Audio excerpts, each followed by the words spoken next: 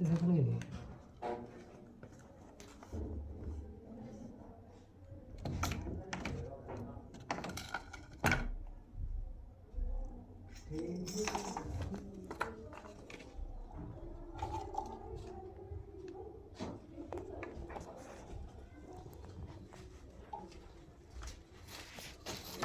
खोले हल्के तो आया वो बड़ी यहाँ से